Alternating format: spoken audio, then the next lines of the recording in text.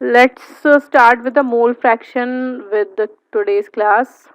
So आप already बाकी सब चीज़ों के बारे में पढ़ चुके हो, molality, normality, mass percentage and molality. आज मोल फ्रैक्शन की बात करते हैं। What is mole fraction? देखो नाम से ही पता लगता है that it is a fraction of something.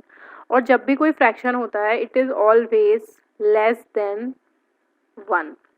अब इसकी definition and all the things आप अपने घर पे आराम से पढ़ सकते हैं। अब हमारे पास होता क्या क्या है? हमारे पास होता है सॉल्यूट, हमारे पास होता है सॉल्वेंट, क्योंकि हम अभी सॉल्यूशन ही पढ़ रहे हैं तो यही पढ़ेंगे। So we have solution as well. Okay, solute, solvent and solution. तो जब भी आप मोल फ्रैक्शन निकालते हो तो आप किसी एक चीज़ का मोल फ्रैक्शन निकालते हो। किसके अंदर निकालते हो? You are taking it in solution.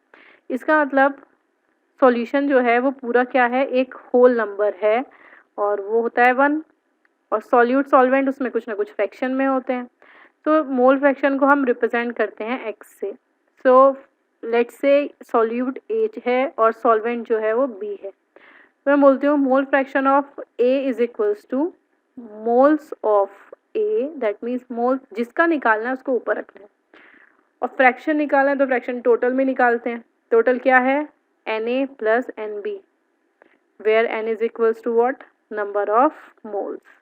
Okay, so यहाँ पे मोल से डील करना है। Number of moles of A मतलब सॉल्यूट, क्योंकि सॉल्यूट के बारे में ही निकाल रहे हैं, upon n A plus n B. नीचे टोटल रखना है दोनों का। ओके, जो कि सॉल्यूशन ही है। Solution is n A plus n B actually. Okay, so अब मोल्स हमको पता होता है। मोल्स क्या होता है?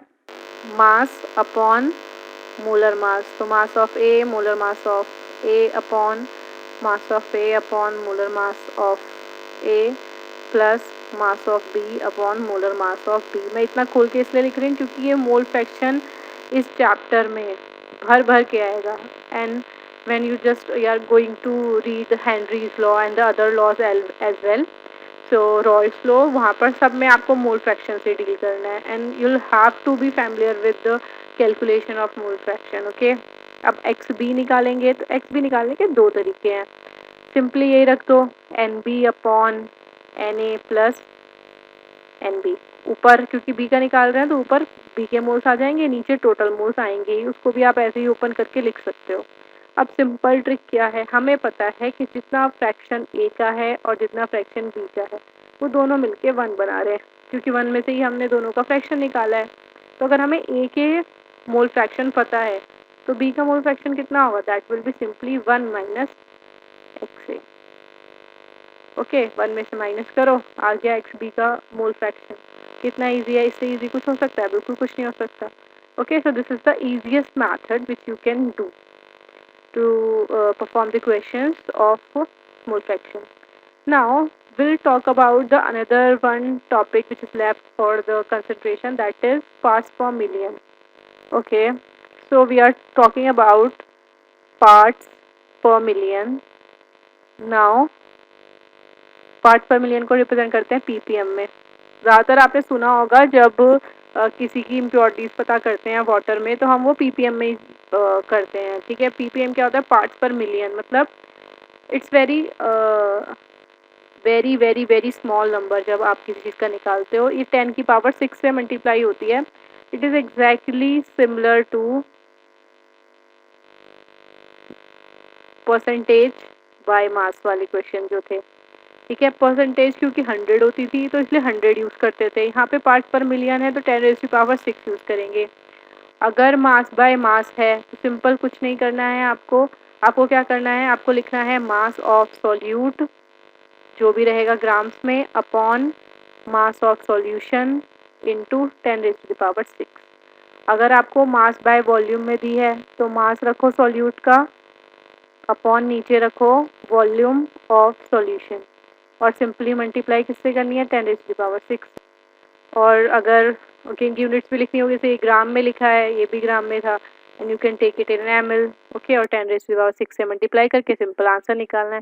पार्ट्स पर मिलियन के क्वेश्चन ज़्यादा नहीं पूछे जाते हैं। मोस्टली जो क्वेश्चन पूछे जाते हैं वो फ्रैक्शन से और मोलैरिटी से पूछे जाते हैं। ओके, अब मैं जितने भी रिलेटेड क्वेश्चंस हम टॉपिक्स पीछे पढ़ चुके हैं उनसे रिलेटेड क्वेश्चंस कराती हूँ। Okay, just go through these fraction, parts per million and other thing. We'll start with the firstly, you can say I'll start with the fraction only. Okay. Okay, so this one is your in-text question. Question क्या है? Calculate the mass percentage of benzene in carbon tetrachloride, that is CCl4, in if 22 grams of benzene is dissolved in 122 grams of carbon tetrachloride. Okay, सबसे पहले आपको question में लिखना है कि दिया हुआ क्या है. तो कैलकुलेट मास परसेंटेज. पहले आपको C6H6 का मास परसेंटेज निकालना है. ओके, ठीक है. एंड कार्बन टेट्राक्लोराइड दोनों का ही निकालना है आपको. CCl4 का भी यही मास परसेंटेज निकालना है.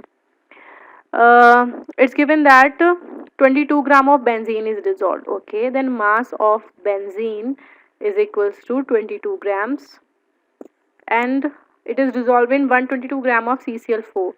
So the mass of CCl4 in grams is equals to 122 grams. अब देख के ही पता लग रहा है कि ये कम है अमाउंट में, ये ज़्यादा है. ये क्या है? ये सॉल्वेंट, सॉल्यूट है. ओके, एंड ये सॉल्वेंट है.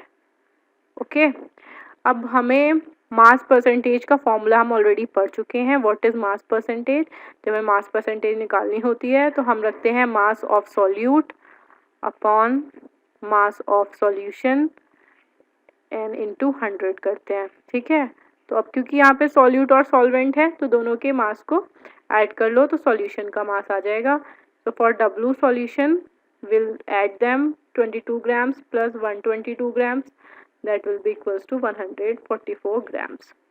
Okay, so mass of solute is 22 upon में हमने ले लिया 144 into 100. Okay, अब जो भी हम इसे कैलकुलेट करके निकालेंगे, the answer came for 15.27%. तो ये किसकी परसेंटेज आई है? क्योंकि हमने जो सॉल्यूट लिया है यहाँ पे वो हमने अपना बेंजीन लिया है, इसीलिए जो परसेंटेज आई है वो किसकी आई है? बेंजीन की आई है. अगर हमें CCl4 की परसेंटेज निकालनी है तो कुछ नहीं करो, 100 में से 15.27 माइनस कर दो तो आपको परसेंटेज ऑफ CCl4 मिल जाएगी. क्योंकि कुछ और है नहीं ना सॉल्यूशन में, बेंजीन और CCl4 है. तो ये है परसेंटेज निकालने का method. Okay. Okay guys, this one is the 2.2 problem, that is calculate the mole fraction of benzene in solution containing 30% by mass in carbon tetrachloride. Okay, so ये जो क्वेश्चन है आपको इसमें मोल फ्रैक्शन निकालना है. तो आपको पहले पता होना चाहिए कि मोल फ्रैक्शन क्या होता है. X mole fraction of benzene निकालना है तो I am writing here A की जगह B. X निकालना है मोल फ्रैक्शन. तो दे रखा है कि वो 30% है. ओके, तो 30% से मतलब पता लग जाता है कि वो 30 ग्राम है. ओके, तो 30 ग्राम क्या है? बेंजीन है. And that 30 gram of benzene is present in 70 gram of CCl4. आपको समझ आ रहा है ना ये बात कि जिसका मास परसेंट दिया होता है उसका हम वो मास ले लेते हैं. जैसे 30% कुछ और दिया होता है H2SO4, तो हम 30% की जगह 30 ग्राम H2SO4 ले लेते हैं. यहाँ हमने 30 ग्राम बेंजीन ले ली है और 70 ग्राम ऑफ CCl4 ले लिया है. क्योंकि ये 30 ग्राम है तो टोटल तो 100 होता है. 100 में से 30 माइनस करेंगे, 100 minus 30, so will get only this one, 70 gram of CCl4. अब कुछ नहीं करना है, सिंपली आपको मोल फ्रैक्शन निकालने के लिए ऑब्वियसली फॉर्मूला पता ही है कि मोल्स चाहिए बेंजीन के और CCl4 दोनों के. तो उसके लिए आपको पहले बेंजीन का फॉर्मूला पता होना चाहिए, CCl4 का भी पता होना चाहिए और उनकी हेल्प से उनका मोलर मास निकालना ज़रूरी है. क्योंकि आप जब it will be a lengthy process, I already told you in the previous lecture कि ये लंबा जाएगा ही. ओके, तो कैसे निकालना है एक बता दे रही हूँ. आगे जितने भी मोल फ्रैक्शन के क्वेश्चन आएंगे that you will do it by yourself. तो सबसे पहले हम बेंजीन के बारे में बात करते हैं. सो हम इसको हाफ हाफ कर लेते हैं. हम आधा बेंजीन के लिए और आधा CCl4 के लिए. तो अगर हम बेंजीन का फॉर्मूला देखें तो क्या होता है? C6H6. और C6H6 की हेल्प से अगर आप इसका मोलर मास निकालोगे तो it will comes out to be 68 grams. Okay, और अगर आप CCl4 को लेते हो और CCl4 का मास निकालोगे तो it will comes out to be 154 grams. Okay, तो ये दोनों के क्या हो गए हैं? ये दोनों के मोलर मास आ गए हैं. Very good. तो आप यहाँ पर बेंजीन के मोल्स निकाल सकते हो. वो क्या होता है? मास अपॉन मोलर मास. अब मास कितना दिया हुआ था 30 ग्राम बेंजीन का, ओके। अब मोलर मास कितना दिया हुआ है 78 ग्राम। अब इनको कट कर लो और जितना भी इनका मोल्स आएगा that we can write down. So अगर इसको सॉल्व करेंगे तो ये जनरली आता है 0.38 के इक्वल। मोल्स की कोई यूनिट नहीं होती है। अगर इसके मोल्स कैलकुलेट करने हैं सिमिलरली यही काम करना है, ऊपर 70 रखना है, नीचे मोलर मास जो भी कैलकुलेट किया है वो रखना है। आंसर आएगा 0.45। जिनके पास बायो है it will be tough for them to calculate this much, okay, but अब कुछ नहीं कर सकते हैं, जब साइंस साइड ली है तो सब पढ़ना पड़ेगा। सो इसका आंसर आ गया है इक्वल टू 0.45। अब आपको फाइनली क्या करना है, ठीक है, अब आपको फाइनली मोल फ्रैक्शन निकालना है। तो मोल फ्रैक्शन किसका निकालना है आपको, बेंजीन का। तो बेंजीन का मोल फ्रैक्शन निकालने के लिए आप ऊपर बेंजीन के मोल्स रखोगे इस फॉर्मूले में रखने के लिए, ओके। इसको मान लो 1 है ये। तो मोल्स ऑफ बेंजीन आए 0.38, फिर उसके बाद 0.38 प्लस 0.45। अब इसको सॉल्व करना आपकी जिम्मेदारी है, जो भी आंसर आए देख लीजिएगा। जब इसको ज़्यादातर कैलकुलेट करते हैं तो कैलकुलेट करने के बाद इसका आंसर 0.46 आता है। तो ये मोल फ्रैक्शन किसका आया है, ये बेंजीन का मोल फ्रैक्शन आया है। If they are asking the mole fraction of CCl4 as well, तो उसके लिए आपको क्या करना है 1 माइनस 0.46 कर दीजिए, तो ये 0.54 आ जाएगा, ओके। तो दोनों का मोल फ्रैक्शन आ गया। ऑब्वियसली जब मास CCl4 का ज़्यादा है तो उसका मोल फ्रैक्शन भी बेंजीन से ज़्यादा आएगा, okay. So this is the question based on mole fraction. Now look at this question. अब इस क्वेश्चन में क्या प्रॉब्लम है, इस क्वेश्चन में आपको जब देखोगे तो कंपाउंड इतना बड़ा लिखा हुआ मिलेगा, ओके। सो क्योंकि ये CONO3 का होल ट्वाइस 6H2O है तो घबराने की ज़रूरत नहीं है। CO का मास प्लस कितने ऑक्सीजन हैं यहाँ पर टोटल गिन लो, ओके। अगर यहाँ पर देखोगे तो 6 ऑक्सीजन यहाँ पर हैं और 6 ही यहाँ पर हैं, तो 12 इंटू O का मास प्लस N कितने हैं 2N हैं तो 2N का मास प्लस H कितने हैं 6 2 जो 12 12 H का मास। इन सब के मास रखोगे तो यहाँ पर इसका टोटल मॉलिक्यूलर मास आ जाएगा, जो कि कोई डिफ़िकल्ट काम नहीं है कैलकुलेट करना। अब क्योंकि वो बोल रहा है कि 30 ग्राम है इसका, 4.3 लीटर्स ऑफ सॉल्यूशन दे रखा है, अब मास भी दे रखा है that is given mass. Molar mass आप इसको कैलकुलेट करके निकाल सकते हो। कॉपर का 59 होता है, ऑक्सीजन का सिंपली 16 लेके उसको मल्टीप्लाई कर दो, that will be around 100, no that will be 100। so I have calculated 291 ग्राम, जो कि इसका क्या आ गया है that is molar mass, okay. तो बस मोलर मास पता ही लग गया है। मोलैरिटी का फॉर्मूला क्या होता है, molarity is equals to mass upon molar mass of solute into volume of solution.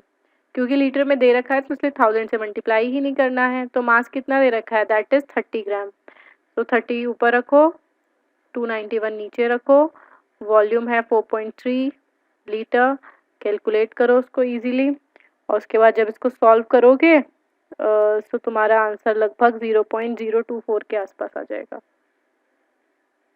Okay. और क्योंकि इन्होंने क्या पूछा था, मोलैरिटी पूछी थी, तो इसको तुम मोल्स पर लीटर में रिप्रेजेंट कर देना, ठीक है।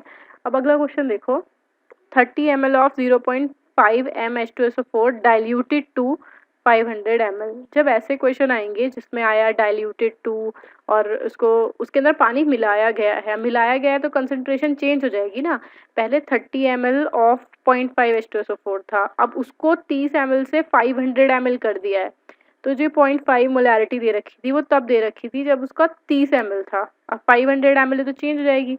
तो इन सच काइंड ऑफ क्वेश्चन आपको क्या करना होता है, आपको simply M1V1 equals to M2V2 लगाना होता है, ठीक है। M1 आपकी पहले वाली मोलैरिटी, V1 आपका पहले वाला सॉल्यूशन जितना भी उसका वॉल्यूम दे रखा था, M2 पता नहीं लेकिन वॉल्यूम आपको पता है दैट इज 500, ओके। बस इसकी हेल्प से आप जो न्यू वाली मोलैरिटी है वो निकाल सकते हो। तो ये भी आपका सॉल्व हो गया।